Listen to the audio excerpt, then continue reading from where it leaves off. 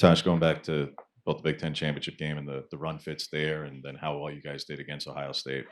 Or were there things that Penn State was doing that just schematically were just unique and different to get those results, and have you adjusted to get back to the results you did have against Ohio State there?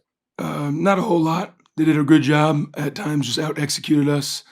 Always going to look at what we could do better, starting with me. So, but really not focused on something that long ago.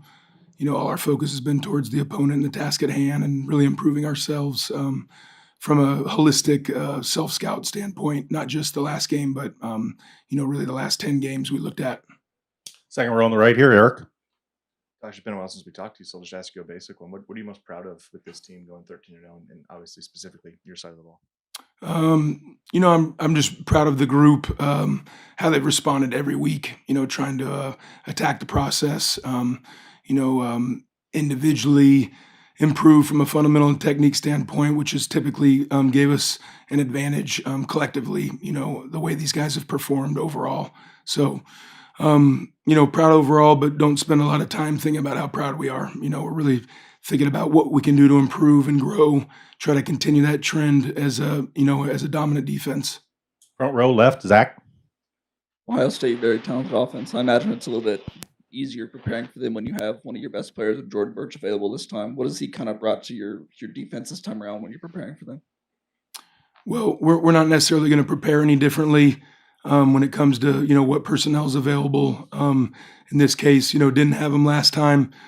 Thankful to have them now, and just more so focus on what he can do better individually to help the defense. So that was a huge task at hand.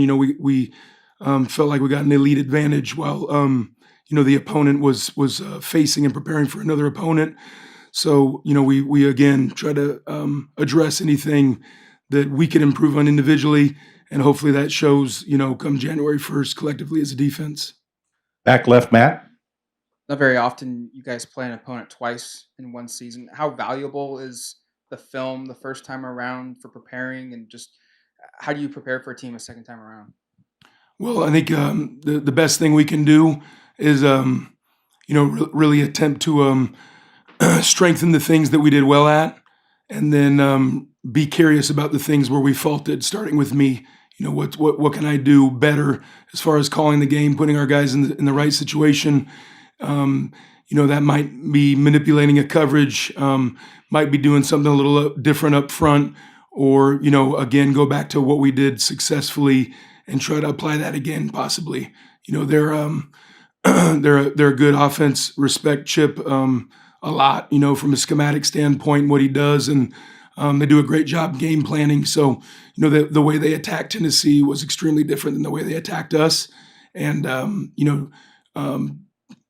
preparing in that fine line of giving your guys the tools that we feel like can help for our success, but at the same time, not doing too much. Front left, James. We saw Kingston in the conference title game in a pretty big role there on third downs against Warren, especially compared to what he was doing earlier in the season.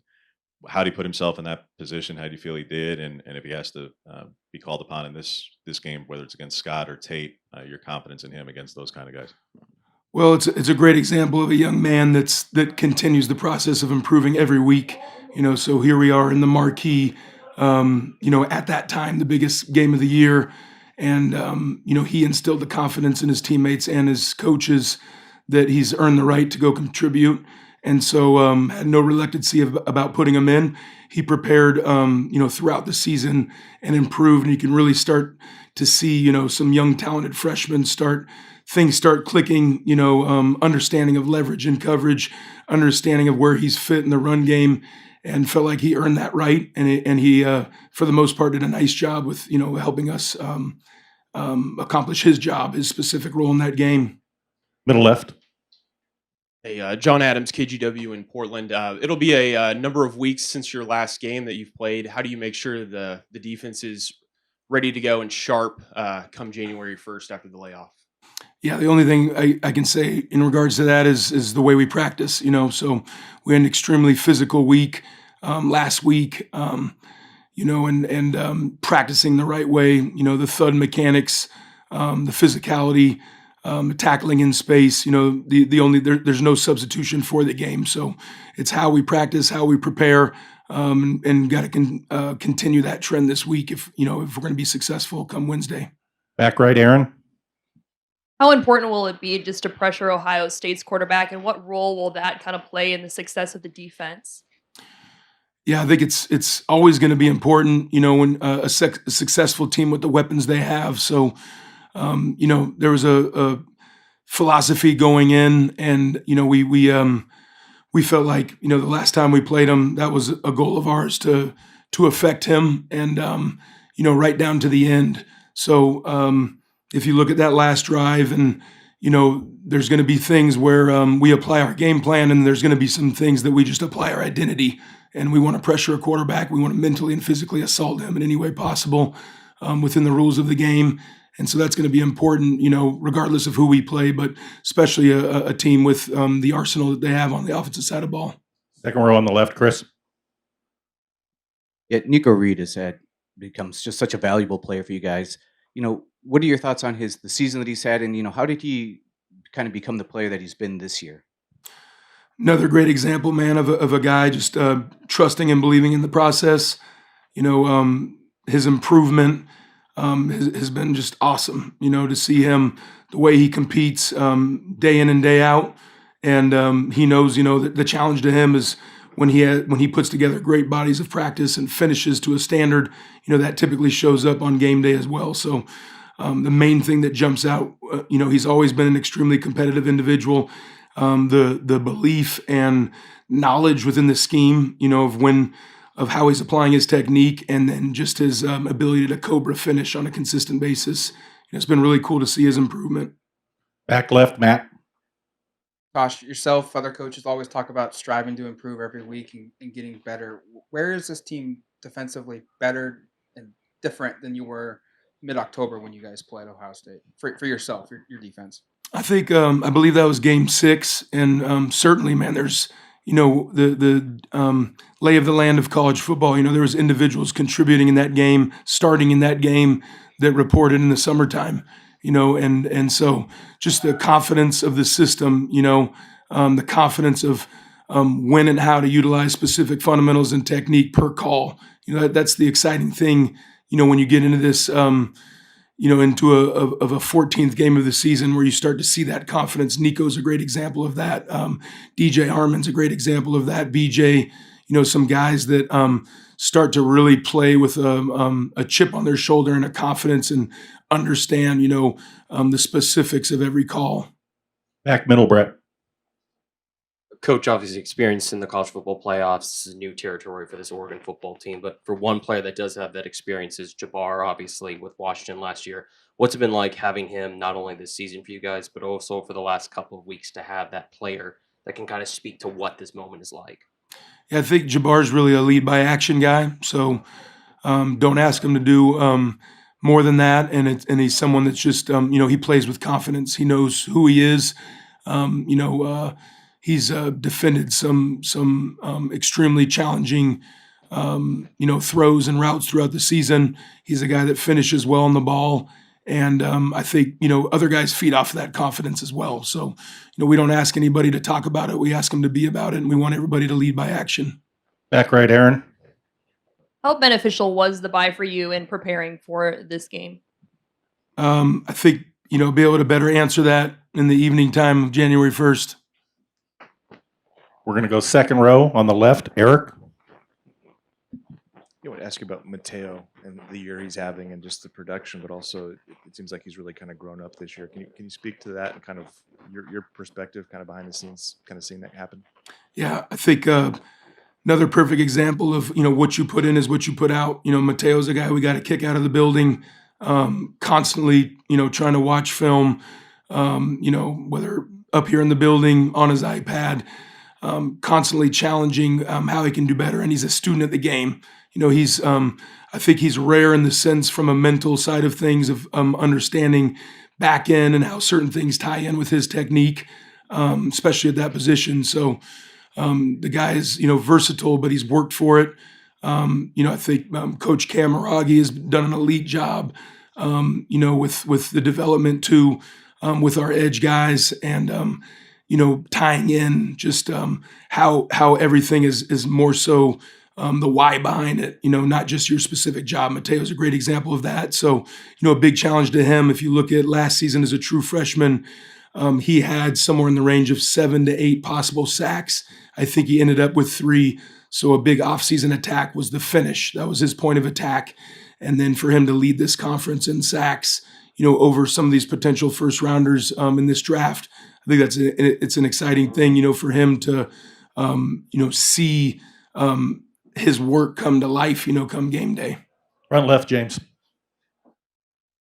While in Tuscaloosa, you had a lot of receivers to match up with defensively that were future first round guys.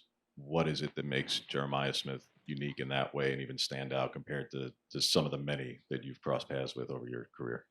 Yeah, I mean, similar to whenever that was 7, 8 years ago, 6 years ago, and then the time in the NFL, iron sharpens iron is what we live by. So whether it's that or what we face every single day here, the spark of Tez, our whole crew, our tight ends, Trey, Sean, the guys, everybody that steps out on the field, the guys that we're asked to defend every day is a great advantage for us on a weekly basis. So they got great skill players. We see great skill players every day. We know that there's a task at hand that we got to go attack. And thankfully, facing our offense, we get to see some first rounders every day ourselves. Back left, Matt. Boss is on pace to play his fewest snaps per game since his freshman year, and yet he's playing really well. The defense is playing really well, and I realized early on in the year he was hurt, and that really played a factor. But how is that meshed together, where he's playing good, his snaps are down, and your defense is playing really well, and he's such an integral part to the defense? Yeah, well, I wouldn't agree as far as last game's rep count. He was our rep count leader. But he's somebody that, we're going to ask a lot of, thankful to have him. And, the communication that he offers our defense to align and assign, and just like everybody else, we're going to challenge him, man. You just got to do your job. Don't got to do anything else. That's what we're looking for. That's what the next level's looking for. So to simply make the tackle, in your gap, utilize our alignments as weapons and, give us 6 seconds of hell when the ball snapped. We're going to go to the Zoom. Got time for a couple of questions. Let's start with Ryan Clark. Ryan, you need to unmute yourself. Hey, Tosh. Just had a follow-up on Basa there. What can you say about his leadership throughout this season, and then how valuable that vocal and by example leadership has been leading into a game of this magnitude? Yeah, I mean, biggest challenge, is I want everybody to be leading by action.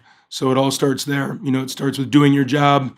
Part of our linebackers' job is to align our defense. So you look at the last game we played these guys. I think there's a rhyme and reason why there's so many shifts and motions and pre-snap, activity going on. So that's the challenge of us to try to offer the multiple looks and perhaps some looks that we haven't seen yet, by this opponent, but just to keep cycling through. So it starts with Basa to align us. But to get us in the right position. So thankful for his communication skills, and just like this morning as we went to work, that's always the challenge at that position. Nick Hamilton, can you unmute yourself? Hey, Coach. I wanted to ask you just about Emeka and what makes him such a dynamic threat, especially to your defense, and how have you seen him grow since the last time you guys played each other? Say that again. How has Emeka, as far as him being just such a dynamic threat to your defense as far as receiver, what have you seen from his growth since the last time you guys have played one another? I think we're going to try to do our best to study, from a route tree standpoint, what they do best, and then have answers for it.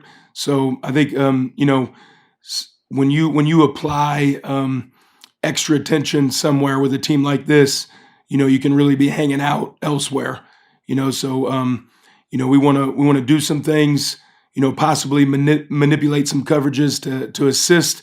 But just like, the last game we played, when you put too much attention towards one individual, you tend to open up some warts elsewhere. So we're going to do our best not to repeat that process.